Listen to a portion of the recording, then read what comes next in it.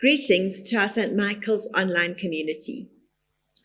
Picture someone famous and his or her inner circle, the entourage who get to stay inside when the doors are closed and the crowds are shut out.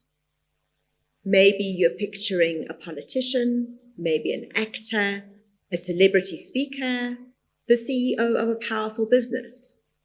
You might even be that influential public speaker.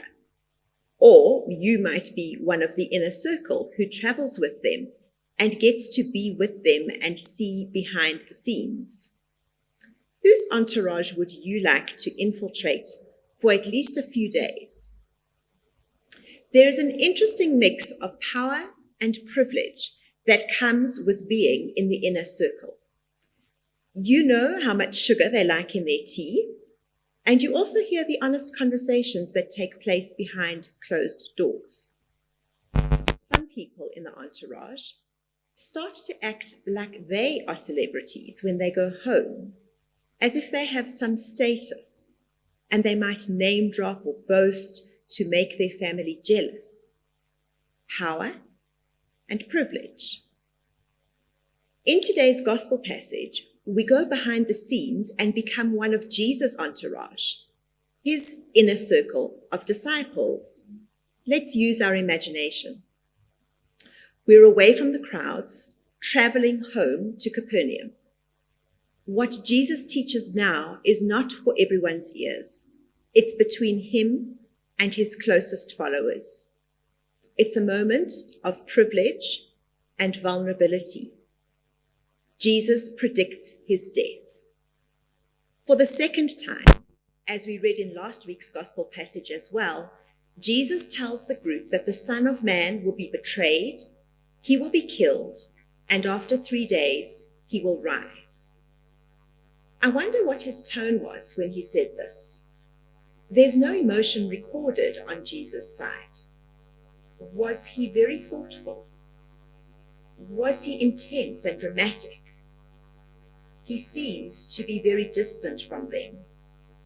They don't understand, and they're afraid to ask him about it. Last week, Father Matthew explained why the disciples would have been shocked and confused. The Messiah was expected to be a conqueror, to overthrow the Roman Empire and free God's people. Being killed was not part of the picture. It must be very uncomfortable when your leader says he will be betrayed. His response will not be violent. He will be a victim. But through this event, he will demonstrate love that overcomes evil and life that has power over death. Jesus is giving his disciples their own private glimpse into the mystery of God's kingdom. But the whole conversation is just too strange and awkward for them. And the response is no response. It isolates him from them. When they arrive home, Jesus asks them what they were arguing about on the way back. I wonder if he'd overheard them and already knew exactly what their answer would be, or if it took him by surprise. They were arguing about who among them was the greatest. I've always seen this as a separate incident and an opportunity, of course, for Jesus to teach about the great reversal. The one who wants to be the greatest must be the servant of all. If we welcome a child who in those days had absolutely no voice and no status, we are welcoming Jesus the Christ. And in doing that, we are welcoming God in our midst.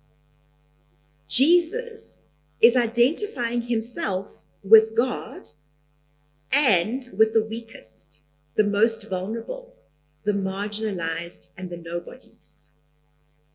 If the disciples didn't understand the first message, a confusing statement about dying and rising again, in this case, the message is easier to understand. If anyone wants to be first, they must be last. Of course, it mirrors Jesus' earlier message that the disciples didn't understand. Their leader would die. God, the first, would become the last. The sovereign of all would submit to suffering and death, pouring out his life in the ultimate act of love and service. Privately, behind closed doors, Jesus took the opportunity to confide in his inner circle. And when they didn't understand him, he sat down and gathered them around him and taught them one of the key lessons of the Christian faith, something that has been captured in the phrase servant leadership. We'll return to what that means for us today, but before we do, I want to rewind to the part where Jesus asks his entourage, "What were you arguing about on the way?" He forces them to look at themselves and their values by bluntly asking them to put it into words. The disciples were able to see or hear themselves from Jesus' point of view, and it was not a pretty sight. Again, they wanted to keep silent, feeling self-conscious and even ashamed. They were arguing over who was the greatest.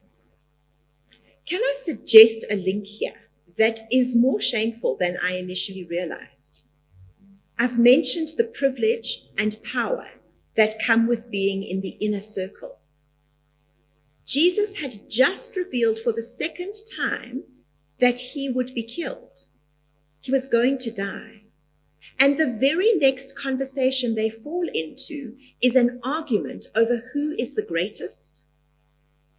The Bible doesn't give us more details, so this is just speculation.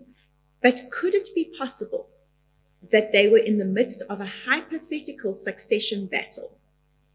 Who's the greatest? Which one of us would be the leader if he dies? Who might take over? Maybe this is more than just a small embarrassing argument about who gets to eat first or who gets the softest sleeping mat.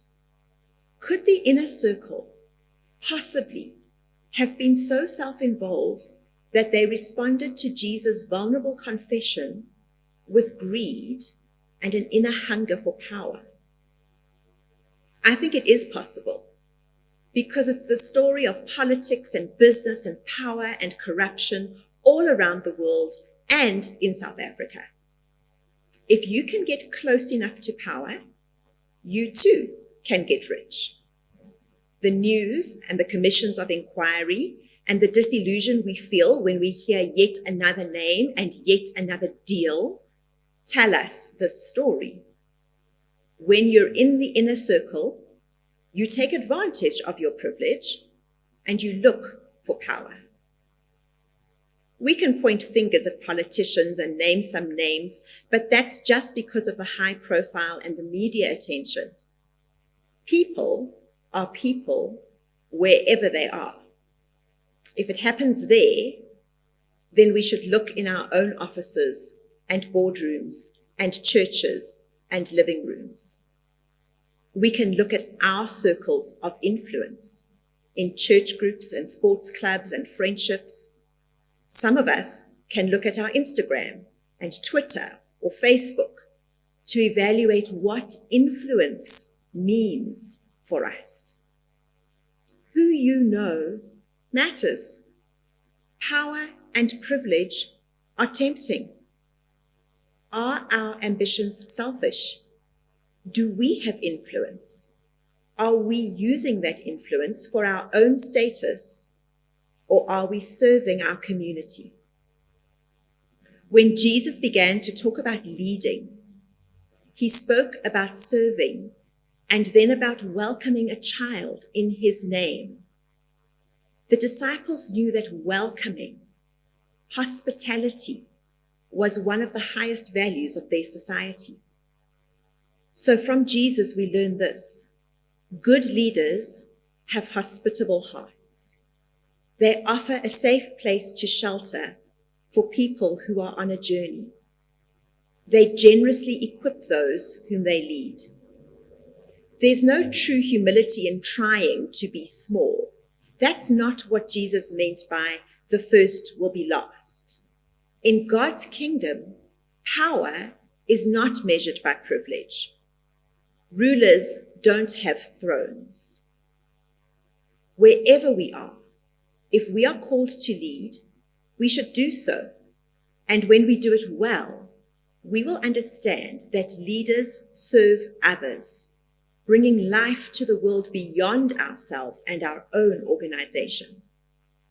When power is not the goal, but leadership is, we're answering the prayer, your kingdom come, your will be done, on earth as it is in heaven. Through service, we are welcoming Christ among us.